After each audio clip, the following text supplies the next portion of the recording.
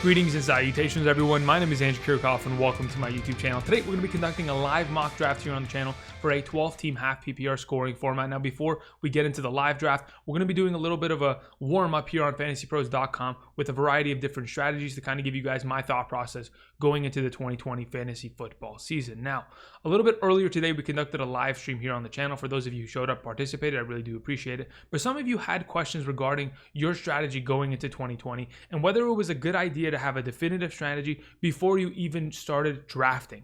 A lot of you suggested, hey, Andrew, I'm going to start with heavy RB, then I'll address wide receivers later, or Andrew, I'm going to take a quarterback in the second no matter what.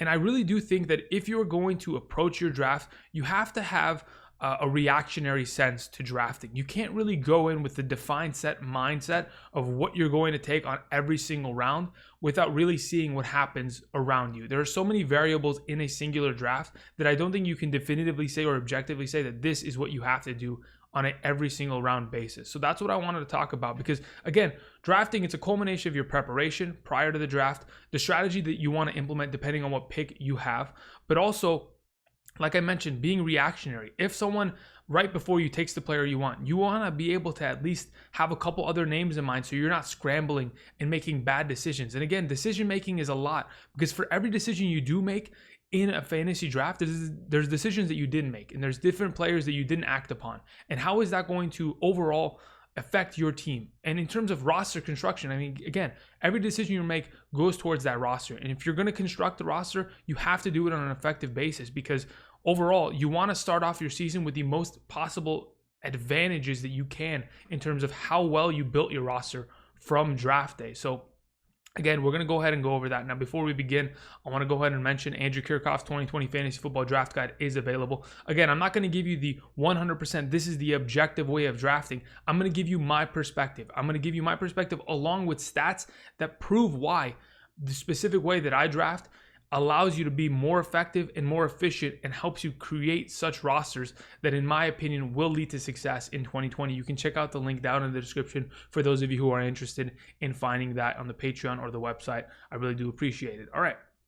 So again, here we're talking about a 12-team league half PPR now. I thought about picking a specific draft spot, but I don't want to. I want to randomize, because again, it's all about being reactionary in fantasy football and being able to on the fly, make a selection, and be happy with it. So again, here we go. I'm going to click the randomize button however many times, and then we're going to sit and see where it lands. We're going to be drafting from the number 7 overall selection. I have no problem with that. Randomized. And let's go ahead and make sure no defenses, no kickers. We'll add a couple more bench spots, not a big deal. 3 wide receivers, 1 quarterback, 4 point per passing touchdown format. And that's it. Let's go ahead and let's begin, shall we? Again, at the number 7 selection, I'm expecting to go running back here. I don't know who will be available at this current juncture, but we'll just have to, wait and see. All right, so as it currently stands, let's go ahead and check the draft board here. Christian McCaffrey, Saquon Barkley, Ezekiel Elliott, Alvin Kamara, of course, Michael Thomas, and Derrick Henry are off the board. Now, Dalvin Cook is still available for me, but when I'm looking at the available running backs, what do I want to go ahead and do here? Dalvin Cook, if he was ready to go, playing, signed a new contract, or he was happy and at least maybe ready to play the final season of his rookie contract, I would 100% take him here, and it wouldn't even be a doubt in my mind. But considering we're getting closer and closer to the start of the season and we've seen nothing from Dalvin Cook, it's a little concerning. And that is why I'll, pretty much lean away from him. In doing so, I'm probably going with Joe Mixon here. Clyde Edwards is great. We've always talked about him. He's a great first round pick, but again, we're warming up here. Let's take Joe Mixon. I'm perfectly fine with taking him in the middle of the first. I have no problem at all there. Now, the draft comes back to me. What are the available players on hand? We still have, the 2 quarterbacks came off the board. That's kind of ridiculous. We have a great wide receiver here sitting at Kenny Galladay. Not Kenny Galladay, Chris Godwin. Kenny Galladay is right next to him. But we still have another running back still on the board. Clyde Edwards, Kenyon Drake, Josh Jacobs, Aaron Jones. Still great running backs. Again, I would probably take Clyde Edwards in this scenario, and I probably should, but I'm just going to take Josh Jacobs. Let's say you're trying to avoid the rookie and you're like, it's too risky. I don't want it. Okay, perfect. We can just build a roster without having to take that risk. Now, the wide receiver positions come along in the 3rd round. Let's go ahead and let's take DJ Moore, one of my favorite guys. A video I just did the other day talking about he could potentially be the number one wide receiver in fantasy because of the opportunity he's been given. Let's see the running back position. There's still a lot of talent here. Am I willing to take a Chris Carson and leave potentially Robert Woods on the board? Robert Woods, another one of these stud wide receivers. Did Cooper Kupp already come off the board? Wow, interestingly enough, he did. I think if I leave a wide receiver on the board here, it's going to come back to me and I'm not going to really be happy with what's available as my number 2. So I want to go ahead and address that, and I'm going to take Robert Woods here. I'm going to start off my draft 2 running backs, 2 wide receivers. I could have gone ahead and taken a running back in that specific scenario, but I didn't want to. Now the running back position definitely did make a run, but I'm perfectly fine with what's available left on the board here. Sitting here, we have decent wide receiver talent, but I'm glad that I invested as early as I did. But again, the running backs that are available, not terrible running backs. Now the question is, are you going to take the risk of a Jonathan Taylor, or do you want to draft a David Montgomery, get a guy that's going to put up 10 points a week in your flex position and be perfectly fine there with the upside of even having better performances? Honestly, at this point, I'm really on the Jonathan Taylor train. We'll go ahead. We'll just invest there again. And see how the draft returns to me in this upcoming round. Interestingly enough, David Montgomery is still available, and to be honest, I have a hard time passing that up in the 6th overall round, so we'll take that. I mean, any day of the week, that is a perfect spot, in my opinion, to grab a David Montgomery. We come back, and the draft looks pretty good. The idea of drafting Marvin Jones at this moment in time, something that I don't really want to pass upon. We still have great tight ends, but again, I think I'm going to wait for Noah Fant and TJ Hawkinson's later in my draft. The quarterback position still got some great talent here. So let's take ourselves a guy like Marvin Jones. Let's lock him down and not really worry about everything else coming off the board, because again, I am confident in the late round tight ends and the later round quarterbacks going into this upcoming season. Again, I could go ahead. I could address the running back position, but again, I have already established the 4 guys that I really like, and they're going to contribute for my team for the entirety of the season. I don't mind having more running backs. Again, I always say you can never have too many running backs, but at this current juncture, I don't think it is a great idea to take the running back here. I don't mind taking a quarterback in the 8th round. But again, I could wait for a Brady and or a Matthew Stafford later in the draft. How many quarterbacks come off the board? 2, 4, 6, 8, 9.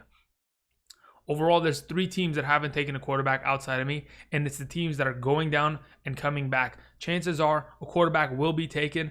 Potentially 3 quarterbacks will be taken in this upcoming round. Am I willing to wait on a quarterback, invest in a Jamison Crowder, and be happy with my 4th overall wide receiver rather than take a quarterback? I think at this moment in time, I think it's finally time to perhaps take that quarterback. So I'm going to take the guy that I like more than just about anybody right now. We'll take Drew Brees. We'll let the draft go and come back. Again, the quarterback position was definitely addressed, and I'm glad I went ahead and drafted the guy that I specifically wanted. Moving on, there are other wide receivers still available that are great tight ends still available. I'm going to go ahead invest here in a guy like Sterling Shepard. I think he's going to be the number 1 wide receiver of that team far and away, and with a full healthy season could be a great overall prospect there. Again, there's still a lot of talent in terms of the running back position still available at this moment in time. I mean, I could literally draft in the 10th round a starting running back for a team. The fact that I can get Adrian Peterson in the 10th round, who is still kicking and making plays on a weekly basis, that is unbelievable, and I'm perfectly happy with that current value. Now, taking a tight end, I can still wait. Again, Hawkinson, Fant, these are guys that I'm going to be able to get super late in my respective draft, so I can continue to address other positions of need. At this moment in time, maybe I want to go ahead and draft another one of these wide receivers. Looking at what's available, Brandon Ayuk could be a potential stud. N'Keal Harry is a guy that could be making the rounds and making his name be known around the National Football League this year in combination with Cam Newton. So we'll go ahead and we'll grab one of those. Again, we're still chilling. Running backs, maybe I want to go ahead and grab my 6th. Again, we can never have too many at this moment in time. Everything that looks available is a handcuff to an extent, right? Sure, Nyheim Hines could end up being a pretty good receiving back for his respective roster, but in a half PPR scoring format, he's going to have to contribute heavily. I already have Jonathan Taylor. Do I really want to go ahead and invest in that at this moment? I'm going to go ahead and probably say no. So looking at the running backs, I'm not too crazy about any of them. Maybe just investing in Chase Edmonds just in case there's an injury too thing. But honestly, I think I want to just go for the tight ends that I want. I want Noah Fant. That is for certain. I think grabbing him is just, it's going to lead to success in my opinion. And then I also want to grab Hawkinson. If I can do that in the 12th and 13th round and get the 2 tight ends that I want and interchange them on a weekly basis, I'm perfectly fine with that. And I'm not even just perfectly fine. I'm really happy about that overall. Again, then we get to this position. Again, there's still a lot of handcuffs available, but at this moment in time, nothing is really popping off screen to me to where I'm going crazy. And to be honest, everything after here in a normal draft would be, another sleeper running back or wide receiver, and then in combination a kicker and a defense, right? That's typically what a draft would end up looking like. So overall, I'm not disappointed with what I have. I really like the running backs that I have. I have 5 stud running backs that, in my opinion, they're not only all starters, Jonathan Taylor pending, of course, but they're really talented players. I got great wide receivers overall, in my opinion. I got one of my favorite quarterbacks and 2 tight ends that I can switch on a weekly basis, considering I didn't want to invest in a tight end earlier in the draft and miss out on another position. So I'm perfectly fine there. Now that we've kind of warmed up here, we can go ahead and we can go to a live mock draft, kind of see what position I draft from. Maybe we'll just go ahead and we'll stick with the number 7 overall spot. But until then, I'll see you guys in a bit. Here we go. All right, we're finally back and we're talking about our 12-team half PPR mock draft. Just checking out the draft results. I'm sitting at the number 7 overall spot. Again, I let the fantasypros.com kind of randomly select where I wanted to draft, and we're going to go ahead. Oh my goodness. The fact that, look, some people are just crazy. I mean, just looking at the draft as it proceeds, somehow Ezekiel Elliott is still on the board, and he was taken right in front of me. I mean, again, I didn't expect to get him, but it's funny that it got to that point. Again, Derrick Henry sitting at this number 7 overall spot, perfectly happy taking him as my first overall selection going into this upcoming season. Again, the draft results, kind of interesting seeing Clyde Edwards-Helaire coming in second off the board. But again, people are going to make these kind of decisions. You got to be able to react. A guy sitting at the number 6 spot, taking Zeke, he's absolutely happy with that. And there's no doubt about that. All right, so outside of that, we're just going to pretty much elapse the time. And when my next available position or pick is up, you'll see that. Here we go. All right, so we're a couple selections away here. Again, the draft has pretty much proceeded as we expect. A bunch of wide receivers and running backs coming off the board respectively.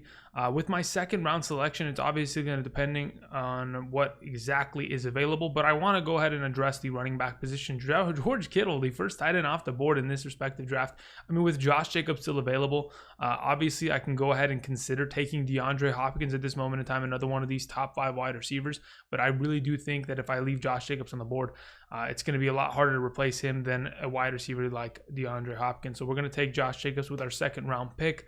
We're going to try to obviously address the wide receiver position or potentially the tight end position in the 3rd round. But until then, we'll see you guys in just a sec. All right, we're about 2 selections away from my next pick, the 3rd round selection for my team. We've already seen the top 2 tight ends come off the board. We've seen the top 2 quarterbacks come off the board at the end of the 2nd, early 3rd round. Now, again, like I was mentioning earlier, we want to go ahead and potentially address the wide receiver position here. If there's a running back that has fallen to us that we feel comfortable with taking in the middle of the 3rd, we could definitely act upon that. But again, I don't think I'm willing to go ahead and reach on a guy like Mark Andrews in the 3rd round at this moment in time. We're definitely probably going, wow, quarterback taken in the 3rd, Dak Prescott, interestingly enough. But either way, we're probably going to get ourselves a nice wide receiver here because, again, if people are drafting quarterbacks in the 2nd and 3rd rounds, that is allowing a lot of prospects to drop down in boards, and they're pretty much going to land in my lap, which I'm going to be pretty happy about, to say the very least. Now, the available running backs that are here, again, I like Leonard Fournette, but I'm not going to be, taking him in the 3rd round at this moment in time. We're going to go ahead. We're going to look at tight end again, nothing there. So wide receiver is the name of the game here. Of the available guys, DJ Moore pops off screen for me. Again, I keep talking about how he's going to be a great wide receiver this upcoming season. So it's just a pretty much automatic choice for me there to take DJ Moore. Again, if he had played a full 16-game season last season, I think he would have finished as the number 7 overall wide receiver in a half PPR scoring format. That in itself is just far too valuable for me to skip on. But again, the running back position is eventually going to deplete. Going into the 4th round, I could go ahead and I could address the running back position similarly to how I did in my mock draft on Fantasy Pros. But again, if we have Leonard Fournette sitting there in the 4th round, I'm 100% willing to go ahead and grab him there at that spot. or maybe even go tight end. Just depends on what happens in the upcoming picks. So we'll keep you up to date, and we'll fast forward to then. All right, I'm just about back on the clock here for my fourth overall selection for my roster. The draft board as it currently stands, a couple good players came off the board that I was looking to potentially have fall to me. I would have loved to see an Amari Cooper fall, but again, the available players at this moment in time, looking at the running back position, Leonard Fournette is sitting there. I really look at Adam Thielen and I think to myself, he could potentially be a top 12 guy, but I feel like if I let the running back position here fall, it's not going to come back and look too pretty for myself. So I'm going to go ahead and grab Leonard Fournette, lock down my flex position, and then be able to reap the rewards of how depth heavy the wide receiver position is. Again, I can go ahead and once the draft comes back to me, there's guys like Chark, Woods, Parker that are going to be available for me to go ahead and combo with the roster I've already built. I could have gone ahead and drafted a guy like Mark Andrews here in the 4th round, but again, I feel like if I can lock down my flex position, I can go ahead and address the tight end position a little bit later and still be comfortable with the results that I find there. So again, we're going to go ahead and fast forward to the next selection, and I'll see you guys then. All right, we're a couple selections from my 5th pick of my roster. At this current juncture, I mean, we've seen a couple players here and there come off the board, but as we expected, Mark Andrews came off the board, a couple good running backs and wide receivers, a quarterback taken in the 5th round, which is, something that's typical that we often see. But in terms of what I'm looking for at this moment in time, again, I went ahead and I drafted Leonard Fournette in the hopes that I can go ahead and grab one of these Metcalfs or Parkers at this current time. Here comes Metcalf off the board. If, again, we end up seeing a wide receiver taken here, then I could end up opting for a running back like Montgomery. But at this moment in time, again, I want to be able to lock down a wide receiver and or a tight end at this moment in time. I will go Zach Ertz or I will go with Devontae Parker, just depending on what this guy ahead of me is going to lock down here. Again, I like Keenan Allen, but at this moment in time, I don't think Keenan Allen is in the best position in terms of the quarterback play that surrounds him. The pick that was made was Kyler Murray. Now, am I willing to go ahead and take the wide receiver here? Or maybe do I just go out and grab a tight end like Zach Ertz in the 5th round? I don't mind taking Zach Ertz in the 5th round. I just think that if it comes back to me, again, this is the decision I have to make. I really like the idea of getting Zach Ertz at this moment in time. Let's go ahead and lock him down. Earlier tight end, not a bad pick in the 5th round in my opinion. But again, we'll just have to see how this draft progresses. In the prior draft that I did, I locked down Hawkinson and Fant super late, past the 12th and 13th round. So at that point, perfectly fine there. Let's just go ahead and see what kind of wide receivers we can go ahead and pair up with our DJ Moore once the draft comes back to us. Again, I'm looking at guys that have been top 24 wide receivers in the past couple seasons. A Tyler Boyd, a Stephon Diggs. I mean, if Keenan Allen wants to drop to me, I'm perfectly happy with that. Michael Gallup, I'm perfectly fine with. There's a lot of talent still available on the board and guys that you can continuously rotate in within your roster. But again, I definitely did take the discount at wide receiver in order to make sure that my tight end was a guy that I could start every single week. There's always the idea that, yeah, I can go grab Hawkinson and Fant in the later rounds, but at the same time, I still have to make the weekly decision throughout the 13 weeks of the season in which I'm trying to make the playoffs. Which one am I going to start? And if I continuously make mistakes and I'm starting the wrong guy, it could be more detrimental to me overall. And that's why, a lot of people want to go ahead and lock down a top 4 tight end going into your upcoming season. But until we're almost there, I'll keep chopping it up. In terms of, let's look at what's come off the board as of late. We've seen good running backs like David Johnson, Cam Akers. I mean, I guess in the 5th round is not bad if he's going to be the starter for this team. Deshaun Watson came off the board. Montgomery, Mostert, a lot of running back depth came off the board again. Devontae Parker finally coming off the board here in the 6th round. Keenan Allen, yeah, okay. So this is what I anticipated, and I anticipated this kind of a run to be made, and the wide receiver position to kind of fall apart here going into my next selection, but I'm okay with that. And honestly, if Michael Gallup or Tyler Boyd are going to be available, these are selections that I'm perfectly happy making and would not be flustered at all in this current situation. Who was the next pick here? Off the board, Stephon Diggs, perfectly fine. The next 2 selections will come off the board. I think that was a running back. Carson Wentz and Devin Singletary. All right, so I could look at the running back position and think, all right, do I really want any of these guys? They're still like a J.K. Dobbins is what I'm probably going to go for, but I'm going to wait. I'm going to go ahead. I'm going to take Michael Gallup here over Tyler Boyd, lock that down as my second wide receiver. And then once the draft comes back to me, I think I'm either going to go wide receiver, depending on what kind of depth is still available here, or I'm going to address that running back position to get my fourth guy, and then just kind of see where it goes. So until then, we're going to go ahead and fast forward. Here we go.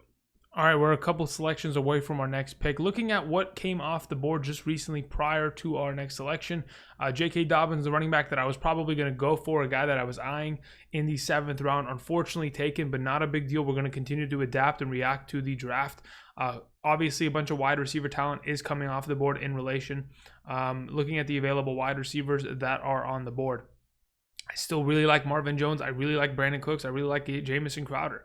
These are guys that I've talked about all offseason long as sleeper wide receivers. Even a guy like Julian Edelman, in my opinion, heavily slept on. Let's not forget, Julian Edelman was a top 12 wide receiver in a half PPR scoring format and a full point PPR scoring format last season. Just because the quarterback position is going to be changed up does not mean that his talent drops off. Sure, maybe there's less opportunity for him, but I don't think it's going to make a significant difference to make him a 7th round pick. Looking at the available players, who was just taken off the board? Hawkinson, interestingly enough. Looking at, again, the players that we want, maybe a running back here, not really too interested there. A wide receiver, maybe a quarterback. Honestly, at this current juncture going into this round, I think I can wait on a thing. I'm going to go ahead. I'm going to take a guy like Marvin Jones. Again, in the current roster that you see on the right side of the screen, there isn't 3 starting wide receivers, but typically everybody plays with 3 starting wide receivers. So I would just act like Marvin Jones is going to be my 3rd starting wide receiver. So I pretty much almost have my full starting lineup locked down. Now, again, I need to go ahead and address a 4th running back. I need to get my quarterback in the upcoming rounds, but also a 4th running back, a 4th wide receiver, a quarterback. That's what I need. A tight end isn't really something that I'm going to look for until super late in my draft, because, again, if I reach for another tight end, it's as if I might as well have not taken Zach Ertz. The available guys that I'm looking for super late in my draft, like I've mentioned before, I don't mind Noah Fant or even a Jonnu Smith late in my draft to be a guy that's one of my last bench picks overall. But I'm not going to reach for one of these guys. I think Zach Ertz is going to play healthy, and he's going to dominate the season like he has each of the last couple of seasons here. Looking at the available players coming off the board, Matt Ryan, Drew Brees, Evan Ingram. Look, the tight end run and the quarterback run has begun. That's perfectly fine because, again, I'm not too worried about the quarterback position. There's a lot of talent still remaining on the board. I can go ahead and I can address a running back that I need. I don't mind grabbing Jordan Howard. Why? He's a starting running back for his respective team. On top of it, there's other guys that are going to continuously get work. We have Tevin Coleman in an RBBC, in which he'll be the primary passing kind of guy that handles the passing work there. Tariq Cohen, he's the guy that's always going to be catching the ball a couple times a game. Helps him out. There's still Zach Moss, Antonio Gibson, who could be potential starters. Adrian Peterson, who's the starter for his own respective team, somehow being slept upon and being dropped this late in the draft. Let's go ahead and see who's coming off the board. Defense in the 8th, that's just not okay. Again, we'll take advantage of picks like that. And if he's going to go ahead and draft a defense this early, then that's perfectly fine with me. I'll go ahead and just draft the guys that I need. And my roster can continue to just build strength overall in terms of depth. Wide receiver, don't need to really take another one here. I'm really looking for Jamison Crowder. So again, I'm going to go ahead and I'm going to address my running back position, grab my 4th guy, and a guy that, in my opinion, is a starter for this league and should be in an offense that is far more improved. Again, what's crazy? Ryan Fitzpatrick led the Miami Dolphins last season in rushing yards. The running backs that they had on roster really don't represent the kind of talent and production that they can potentially offer for a running back. Kenyon Drake in the beginning of the season, he wasn't there when the entire team shifted. He was traded, and then we saw a full dynamic shift in terms of Ryan Fitzpatrick leading this team into the promised land with the running backs that they had on roster, Kalen Ballage or Mark Walton. Those guys were absolutely garbage last year. And then even when Patrick Laird came in, Laird was able to at least produce something on a weekly basis. And I really do think that Jordan Howard can be a viable running back at this moment in time. Either way, we're going to fast forward to our next selection, and then we'll kind of keep you guys up to date with what's next. All right, we're 2 selections away from our next pick. Looking at what's coming off the board, it's just an absolute mess. I don't even want to look at it, but things that I need to address, first and foremost, looking at my roster, we have 3 wide receivers, 4 running backs, and a tight end. The quarterback position is definitely something of value, and I definitely want to go ahead and address that. looking at what's available, I'm far more confident in Tom Brady than the available guys. And in that vein, I think I'm going to go ahead and I'm going to invest in a Tom Brady. Just want to go ahead and look at the available players. Marlon Mack's here, Tevin Coleman's here, like I mentioned. We have the Zach Mosses of the world down below. We still have Jamison Crowder still available on the board. I think I can go ahead, potentially wait and get that guy. As of right now, we're going to go with Brady, TB12 in Tampa Bay at this moment in time. I think Tom Brady, if you go and you look at his production over the last couple seasons, you can easily tell that he's probably going to be on an uptick this year in terms of overall touchdowns. Last season, I think he barely had 24, 25 overall touchdowns in the passing game. That's just not enough. With the talent that's going to be surrounding him, an improved offensive line. Sure, the running game is not going to be great, but they have a bunch of guys that are going to be role players and they're going to help that team out. The wide receiver position is an extreme bonus in terms of improvement. Having a guy like Mike Evans and compared to N'Keal Harry, it's a world's difference, and Brady should be able to produce down in Florida against that NFC South defense that he gets to play 6 times a season. Should be fun. All right, let's go ahead and move on, and we'll go ahead and I'll update you on our next selection. All right, once again, we're a couple more selections away from our next pick here. Again, what I wanted to go ahead and address was probably another wide receiver here. If we're going to start 3 wide receivers in our roster, we want to go ahead and have 4 guys that are actual capable guys that in a rotation can start on a weekly basis. So what it's looking like is Anthony Miller, Jamison Crowder, Emmanuel Sanders. These are the best available wide receivers. I would probably either go Jamison Crowder or Jalen Reagor. Again, I'm willing to take the risk on my number 4 wide receiver and hope for the upside that a rookie could end up stepping into this organization and feasting. Looking at what's been taking, not really a big deal. They're going to allow me to have Jamison Crowder here, and I'm perfectly happy with that. My roster looks great, in my opinion. Sure, there's a couple decisions I could have made, maybe not going Leonard Fournette and then opting for a wide receiver. But honestly, I think that the drop-off at running back would have been so significant that my running back that would be sitting there at that moment in time would probably be like a Ronald Jones. And I don't really want to flex Ronald Jones very often. I think, maybe he's a every now and then kind of play depending on the defense that they play against this upcoming season. But I like the depth I've kind of created at this moment in time. I'm not worried about bye weeks. And going throughout the rest of this draft, again, I'm going to be addressing running backs. I only have 4 running backs on roster at this moment in time. But again, that's mainly because I've been allowed to kind of sit here and just watch the running back position continue to be ignored by many members of this, this mock draft here. The available guys that are still sitting here: Adrian Peterson, a starting running back for his respective team. You still have Marlon Mack, who could technically be a starter. Tevin Coleman, who's going to get a lot of work in this running back by committee situation in San Francisco. Kerryon Johnson, another one of these starters is being slept on. Zach Moss, who could end up vying for some snaps with Singletary and be the early down work kind of guy. Singletary is a smaller back. Maybe they don't want to feed him the ball as much as they did last year, and kind of have a little similar situation with him and Frank Gore, but with Zach Moss this season.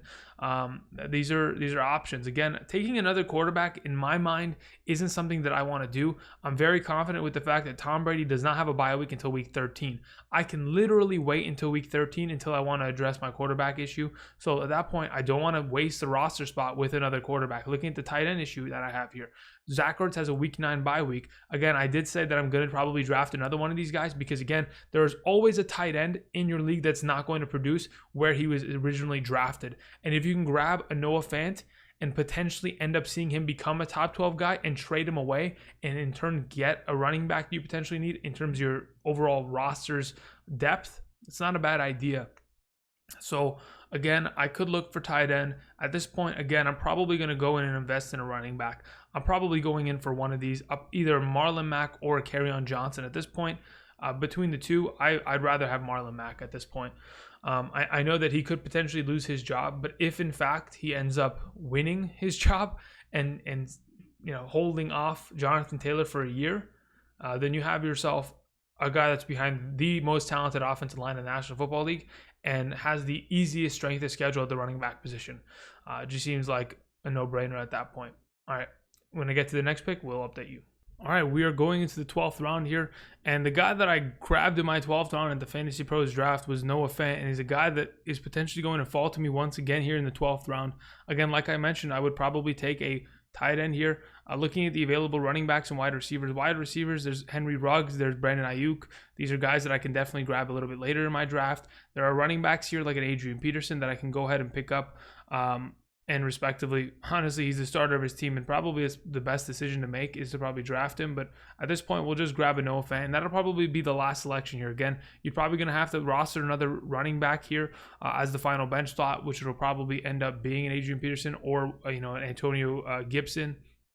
Or maybe even Bryce Love, depending on how that training camp proceeds this offseason, and then a kicker and defense. But overall, I'm pretty happy with what my roster was able to construct. Hopefully, it's kind of give you guys a better understanding of how I kind of approach my drafts, react to everything that's going around me, looking at different teams, understanding how many quarterbacks have been drafted, looking at the positional runs, and still staying focused with my thought process of who's the best player available to take, and being able to anticipate what other people are going to do in their respective drafts. Again, taking Clyde Edwards-Helaire, the second overall pick, is something that you can't anticipate, but it did not affect me overall because I still got the guy that I wanted in the first round, and I'm perfectly fine there. But either way, let me know what you guys think down low in the comment section.